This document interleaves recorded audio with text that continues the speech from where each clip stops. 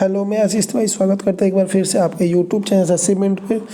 इस चैनल पे आपको सबसे तेज़ अपडेट मिलेगा। कोई वैकेंसी हो, कोई एग्ज़ाम डेट हो, कोई कट ऑफ एनालिसिस हो या और भी मैं जितने भी एग्ज़ाम देता हूँ अपना रिव्यू भी शेयर करता हूँ। मैं अपना स्कोर कार्ड भी शेयर करता हूँ। मैंने एसएससी सीपीओ भी क्वालिफाइड किया था 2020। फिजिकल में मेरा मतलब आउट हो गया। लखनऊ में मेरा 11 अगस्त को फिजिकल था। आज हम बात कर रहे हैं यूपीएसआई के बारे में। तो यूपीएसआई के जैसे सुबह हमने वीडियो डाला था कि आप लोग के लिए कुछ अच्छा करने वाले हैं, तो इसमें मैं कुछ क्वेश्चंस लेकर आया हूँ जो मेरे शिफ्ट में पूछे गए हैं। जो चीज़ें एग्जैक्ट है उसको मैं एग्जैक्ट बोलूँगा। आप ये वीडियो या ये क्वेश्चंस जिनका भी एग्ज़ाम 16 तारीख शिफ्ट 1 में था उसको दिखा सकते हैं। और दूसरी बात, यही पेपर आएगा इसकी गारंटी मैं नहीं ले सकता हूँ, लेकिन ये गारंटी ले सकता हूँ कि मैं जो क्वेश्चन आज लेकर आया हूँ वो मेरे शिफ्ट में पूछे गए थे। अगर किसी को डाउट हो तो आंसर की आने के बाद ही मैं दिखा सकता हूँ। और ये जो इनका एग्ज़ाम जरूर किसी न किसी के संपर्क में 16 तारीख वाले लड़का जरूर होगा शिफ्ट 1 का, तो उनको जरूर दिखाइएगा या ये पैटर्न दिखाइएगा। कुछ क्वेश्चंस को मैंने छोड़ा हुआ है जो थोड़ा अलग टॉपिक के हैं, उनको भी मैं स्पेशली बनाऊंगा। सबसे बड़ी चीज़ आज हम पढ़ने, देखिए क्वेश्चन आया था परसेंटेज से क्वेश्चन। 2 क्वेश्चन मुझे याद है जो मैंने रखा है। राधा अपने वेतन का 20% मकान किराए पर, 40% भोजन पे, 10% मनोरंजन पे, 10% परिवहन पे खर्च करता है या करती है। यदि माह के अंत में उसकी बचत 1500 है तो मंथली इनकम बताइए। ये बिल्कुल चुटकियों का सवाल है। 30 सेकंड में कैसे करेंगे देखेंगे। यहाँ पे 20% दिया गया है, मैं इसको थोड़ा चेंज कर लेता हूँ। यहाँ पे 20% दिया गया है, यहाँ पे 40%, यहाँ पे 10%, यहाँ पे 10%। यहाँ पे रिमेनिंग की बात नहीं किया। ये नहीं कहा कि 20% मकान किराए पे, शेष का 40% भोजन पे, शेष का 10% मनोरंजन पे। ये चारों डेटा सेम है, कहीं शेष का जिक्र नहीं है। तो बस इन चारों को जोड़ दीजिए, 20 प्लस 40 प्लस 10 प्लस 10, यानी इसको जोड़ेंगे तो 20 और 40, 60, 10, 70, 10, 80, यानी 80 आ गया। यानी 80 आपने खर्च कर दिया, 80%। आपके पास बचा कितना, 20%। तो ये जो 1500 वैल्यू है ये बचने का ही है ना, तो बचा कितना है, 20% का। तो यहाँ से आप निकालेंगे, 0 से 0 चला जाएगा और यहाँ से 75 टाइम्स में चला गया। और आपको मंथली इनकम निकालना है तो 100 की वैल्यू निकालना है, 00 जैसे आप कर देंगे ये क्वेश्चन आपका बिल्कुल सही हो जाएगा। इसी में आपको क्या क्वेश्चन और मतलब बढ़ा सकता है, जैसे कि थोड़ा टिपिकल करने के लिए क्वेश्चन क्या कर सकता है। मान लीजिए सेकंड शिफ्ट में किसी पेपर थोड़ा सा हार्ड कर देगा, इससे रिलेटेड क्वेश्चन पूछता है तो क्या कर सकता है। ये कर सकता है कि 20% मकान किराए पर खर्च करता है, शेष का 40%। यानी मान लीजिए 100 आपके पास है, 20 खर्च कर दिए तो आपका बचा कितना, 80।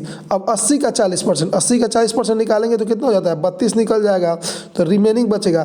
तो ऐसे करते हैं। बाकी मान लीजिए रिमेनिंग में लास्ट में आपको 10 बचा, तो जो 1500 वैल्यू है वो 10 की है, मैं एक मानने के लिए बता रहा हूँ। और मासिक चाहिए तो 100 से आप इनकम इंटू कर देंगे। और ईयरली चाहिए तो पहले 100 कर दिए, मासिक निकालिए, फिर आप 12 से इंटू कर दीजिए। तो बिल्कुल आप 30 सेकंड में इस क्वेश्चन को सॉल्व कर देंगे। अगले क्वेश्चन की तरफ बढ़ते हैं। इसी में एक और क्वेश्चन है नीचे। ये क्वेश्चन आपको देख के कुछ क्वेश्चन इजी लगेंगे तो कुछ क्वेश्चन वाकई में इजी थे। ये देखिए, ये जो क्वेश्चन है ये टाइप इसी तरह का था, लेकिन डेटा ये नहीं था। डेटा के थोड़ा चेंज हो सकता है। क्वेश्चन था किसी संख्या का 4/9 180 है तो 3/15 कितना होगा। वो 9/20 के करीब में पूछा था और यहाँ पे कुछ अलग दिया था। तो बस आप x का 4/9 बराबर 180 कर दीजिएगा, तो 4 से ये 4 बार में चला जाएगा और 2 0, 4 से ये 4 बार में 2 0, 4 5 20, यानी 45। तो x की वैल्यू यहाँ से कितना आ गई, x की वैल्यू आ गई यहाँ पे 45 × 9। x की वैल्यू 45 × 9। इसको मैं हटा दे रहा हूँ, समझ में आ गया होगा आपको। x की वैल्यू जो आपकी 45 × 9 आ गई, ठीक। अब आपको उसका 3/15 निकालना है, तो 45 × 9 का 3/15 निकाल देंगे आप। 15 से 3 बार में चला जाएगा तो 3 3 9 9 81 आपका आंसर आ जाएगा। ये तो क्वेश्चन परसेंटेज से हूबहू थे, बस डेटा अलग था। मैं पहले ही बता रहा हूँ, आपको विश्वास होगा, अगर नहीं होगा तो आप ज़रूर किसी दोस्त से अपने पूछ लीजिएगा। तीसरे क्वेश्चन की तरफ चलते हैं। ये तीसरा क्वेश्चन मैं आपके सामने रखने वाला हूँ। एक क्वेश्चन आपके सामने ये था। ये क्वेश्चन ध्यान से देखिएगा। इसको अगर देखिए, ये तो मैं यहाँ पे आपको 10 से 20 सेकंड में क्वेश्चन करने की तरीका बताऊंगा कि कैसे आप क्वेश्चंस को फास्ट तरीके से आप कर सकते हैं। वैसे तो आप बेसिक करना चाहें तो बेसिक भी इसका है, और आप जल्दी करना चाहें तो जल्दी है। तो बिल्कुल जल्दी है, जल्दी क्वेश्चंस करना है, क्योंकि कैलकुलेशन में काफ़ी ज़्यादा टाइम हम वेस्ट करेंगे तो हमारे लिए ये नुकसानदायक होगा। तो इस क्वेश्चन को आप करने की कोशिश कीजिए, देखते हैं कौन सबसे पहले। आप कमेंट करिएगा कि आपने क्या इस क्वेश्चन को 10 सेकंड में कर लिया, बाकी मैं इसको बताता हूँ। तो क्वेश्चन को ध्यान से पढ़िए कि 1521 रुपये को 2 प्रकार उधार दिया जाता है, यानी 2 तरीके से उधार दिया जाता है। पहले भाग पर 10% 5 वर्ष के लिए, दूसरे भाग पर 8% 10 वर्ष के लिए ब्याज के बराबर है। तो दोनों भागों की राशि बताइए। ये क्वेश्चन इसी तरीके से आया था, इससे रिलेटेड ही क्वेश्चन आया था। उसमें हमारे देखने से 17,500 रुपया था, और उसमें एक 20% पे था और एक 15/2% पर। एग्जैक्ट डाटा हमको ध्यान नहीं था, इसीलिए मैं आपको वो नहीं बता पाया कि क्या डाटा है, क्योंकि वो मेरे परसेंटेज याद था कि 2 वर्ष के लिए था, लेकिन ये नहीं ध्यान है कितना था। इसमें मैंने 1 ही वर्ष के लिए, वहाँ 2 वर्ष लिए, कुछ भी ले, आपको कैसे करना है देखिए। अगर बेसिक करेंगे तो 1521 रुपये हैं, 2 भागों में बांटना है। तो मान लीजिए कि पहला भाग x हो गया, पी आर कितना है 10, टी कितना है, मान लीजिए 1 रहेगा तो 1, 2 रहेगा तो 2, 1 कर देंगे, बटा 100 कर देंगे, प्लस दूसरा भाग करेंगे तो पहला तो x निकल गया, तो दूसरा कितना बचेगा, तो 1521 में से x बचेगा। p और r मान लीजिए इसमें कितना है 8% इंटू टाइम अगर 1 है बटे 100 बराबर कितना हो जाएगा, जितना भी दिया होगा 1521 रुपये है। तो इसको 2 भागों में करके आप ऐसे कर सकते हैं, लेकिन आपको डायरेक्ट करना है। वहाँ पे ये क्वेश्चन ऐसे नहीं था, वहाँ पे शायद जानते कितना दिया था, वहाँ पे दिया था आपका ब्याज दिया था। ये तो 15,000 रुपये को 2 भागों में बांटा गया, दोनों भाग की राशि बताया है। लेकिन वहाँ पे जैसे क्या था, मान लीजिए मैं बता रहा हूँ, वहाँ पे शायद 17,500 करीब में कुछ रुपए थे, उसको ये इसमें कुछ ब्याज मिल रहे थे, ब्याज की वैल्यू दी थी दोनों रुपये के, और राशि बतानी थी। मैं एक बार समझाने की कोशिश करता हूँ आपको, शायद समझ में आ जाए। जैसे मान लीजिए कि उसमें शायद ये क्वेश्चन था कि 17,500 रुपये हैं शायद, और 17,500 रुपये मतलब है, और SI ऐसे 2 वर्षों का CI दिया था, और दोनों को जोड़ देंगे तो जो आपका टोटल जो SI दिया था उसमें पहले भाग में कितना राशि लगाए, ये देखिए। जैसे यहाँ पे 17,500 है, इसका ब्याज है, ब्याज दिया था तो 1 साल का और दोनों साल का ऐड करके दिया था, दोनों साल का, फिर पहले साल पे कितने रुपए दी गई थी ये आपसे पूछा गया था। तो उससे रिलेटेड मैं थोड़ा सा अलग क्वेश्चन ये लेकर आया। इसमें 1,500 रुपये को 2 भागों में बांटा, यानी 2 भाग की राशि बताना है। तो इसमें कुछ नहीं करना, 10% 5 वर्ष के लिए यानी 50% बराबर 8% 10 वर्ष के लिए यानी 80%, दोनों को क्रॉस कर देंगे यानी 18 और यहाँ पे 50 हो जाएगा। तो यहाँ से 1 0 से 1 0 यानी 8:5 आ गया। आपको वैल्यू क्या दिया, 1521 दिया है, तो 1521 दिया है, टोटल कितने के वैल्यू है 8 5 13 की। तो पहले भाग की पूछेगा तो कितने से गुणा कर देंगे 8 से, तो यहाँ से कट कर देंगे तो यहाँ से कितना आ जाएगा 936 आपका आंसर आ जाएगा। और दूसरा जो है तो 1521 में से 936 घटाएंगे तो आपका 585 आ जाएगा। ये आप समझ गए होंगे। इस टाइप के क्वेश्चन एक था। ये जो क्वेश्चन है जो चौथा नंबर, ये हूबहू क्वेश्चन था, बस डेटा अलग था। डेटा उसमें मेरा ध्यान नहीं आता, लेकिन 512 गुना था। लेकिन आप करेंगे कैसे वो मैं बता दूँ। यदि कोई धन चक्रवृद्धि ब्याज की दर से, CI मतलब चक्रवृद्धि ब्याज की दर से 4 वर्षों में 2 गुना होता है, यानी जो दुगुना हो जाए x से 2x हो रहा है उसमें 4 साल लग रहे हैं। तो पूछ रहा है कितने वर्षों में 8 गुना हो जाएगा। तो इसमें CI में क्या करते हैं, जैसे यहाँ से x से 2x हो गया है, अब जो अगला करेंगे तो 2x 2 गुना है, तो यहाँ से 2 गुना करेंगे तो 4x, और फिर से करेंगे तो कितना हो जाएगा 8x। बस टाइम की वैल्यू रखिए, यहाँ 4 यहाँ 4 यहाँ 4, टोटल कितना टाइम लगा 4 4 8 और 4 12, यानी 12 वर्ष में वो 8 गुना हो जाएगा। बस इसी टाइप का क्वेश्चन था। 5वें क्वेश्चन की तरफ चलते हैं हम। 5वां क्वेश्चन, हाँ ये क्वेश्चन जो है ये सेम टू सेम था, मे भी डेटा भी सेम था। मेरा तो जाए ABC ने एक व्यापार में 5 7 6 के अनुपात में धन लगाया। 6 महीने बाद C ने अपना आधा धन निकाल लिया, तो वर्ष के अंत में 33,000 रुपये का लाभ हुआ। तो C की राशि बताना है। तो इसमें कुछ नहीं करना था, ABC इनमें राशि कितने लगाया 5:7:6 में लगाया, ठीक है। 5, 7, 6 में। सी ने अपना जो धन है 6 महीने बाद आधा निकाल लिया, यानी यह इसकी बात नहीं कर रहा है, यानी इसने पूरे 12 महीने के लिए लगाया, इसने भी पूरे 12 महीने के लिए लगाया, लेकिन 6 महीने बाद इसने आधा निकाल लिया। तो 6 महीने के लिए तो इसने लगाया इतना ही, बाकी जो 6 महीने हैं उसका आधा, यानी 6 का आधा कितना, 3 लगाया बाकी 6 महीने के लिए। बस इसको गुणा कर देंगे तो 12 पचे 60, 12 सते 84, और यहाँ पर दोनों को जोड़ देंगे, 6 का 36 और 6 तरीका 18, ये हो जाएगा आपका 54। अब 6 से काट देंगे तो ये 10 बार में जाएगा, ये 6 कम 2 24, 6 चौको 24 और ये 6 नवा 54, 10 9 19, 19 और 4 आपका हो जाएगा 23 10 33, ये 33 की वैल्यू आ गई आपकी, ये 24 9 33, और यहाँ 33,000 दिया है, यानी मैं आपको नीचे कर दे रहा हूँ, ये 33,000 जो वैल्यू दिया है वो आपको दिया है 33 की वैल्यू दिया गया है। आपको पूछा सी का, तो सी का कितना है 9 है, 9 से गुणा कर देंगे 3 से, ये 1000 में जाएगा, 1000 इंटू 9 करेंगे तो आपका 9000 आंसर आ जाएगा। बिल्कुल सही। आपको मैं बता दूं कि जो पार्टनरशिप में जो होता है प्रॉफिट बराबर मनी इंटू टाइम होता है, तो यहाँ पर मनी दिया है, टाइम दिया है, बस इसका ध्यान रखेंगे।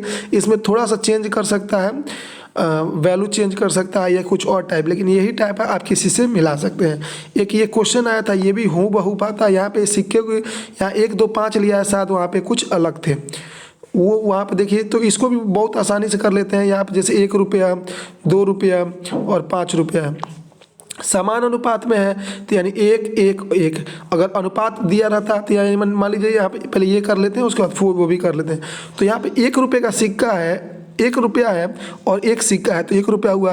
2 रुपया का सिक्का है और 1 सिक्का है, तो 2 रुपया हुआ। 5 रुपये का सिक्का और 1 सिक्का है, तो 5 रुपया हुआ। तो 5 2 7 और 1 8, यानी यहाँ पे जो वैल्यू दिया गया है, ये वैल्यू शायद मैंने मिस्टेक हो जाए, मान लीजिए कि 1600 रुपये हैं, 1600 रुपये, तो जो 1600 रुपये हैं वो किसकी वैल्यू है, 8 की वैल्यू है।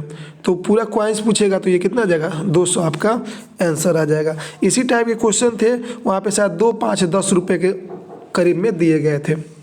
ठीक है, ये क्वेश्चन था, ये सेम क्वेश्चन था, बस डेटा इसका थोड़ा सा अलग है। डेटा मैं डेटा आप किसी से मतलब मैच भी करा लीजिएगा। देखिए इसमें क्वेश्चन था, एक रेलगाड़ी एक खंबे को 15 सेकंड में पार करती है तथा 100 मीटर लंबे प्लेटफॉर्म को 30 सेकंड में पार कर दिया, तो रेलगाड़ी की लंबाई बताना था। बिल्कुल आसान क्वेश्चन था, आपको कुछ नहीं करना है, दोनों का स्पीड निकाले। देखिए जब एक ट्रेन एक खंबे को पार करती है, एक खंबे को पार करती है, एक व्यक्ति को पार करती है, तो इसकी लंबाई को नहीं लेते, लेकिन जब एक प्लेटफॉर्म को पार करेगी, एक ब्रिज को पार करेगी, तो उसकी लंबाई को हम काउंट करते हैं। तो इसी पर देखेंगे, एक खंबे को 15 सेकंड में पार करती है तथा एक 100 मीटर लंबे प्लेटफॉर्म को 30 सेकंड में, तो रेलगाड़ी की लंबाई निकालना है। बिल्कुल आसान क्वेश्चन है। स्पीड का रेशियो देखिए, स्पीड में क्या होगा, जब हम खंबे के लिए लेंगे तो डिस्टेंस कितना मान लेंगे, मान लीजिए x है और टाइम कितना है 15 सेकेंड, यही तो स्पीड का फॉर्मूला होता है, डिस्टेंस अपॉन स्पीड।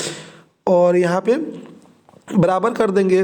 देखिए x तो ट्रेन का लंबाई है और 100 मीटर लंबे प्लेटफॉर्म है को कितने सेकंड में, 30 सेकंड है। बस इसको वैल्यू को बराबर कर दीजिए, 15 से ये 2 बार में चला जाएगा, यानी आप यहाँ से करेंगे 1 मिनट, ये 2x की जो वैल्यू है आपकी आ जाएगी 100 प्लस x हो जाएगी, 100 प्लस 100 हो जाएगी 100, 1 मिनट,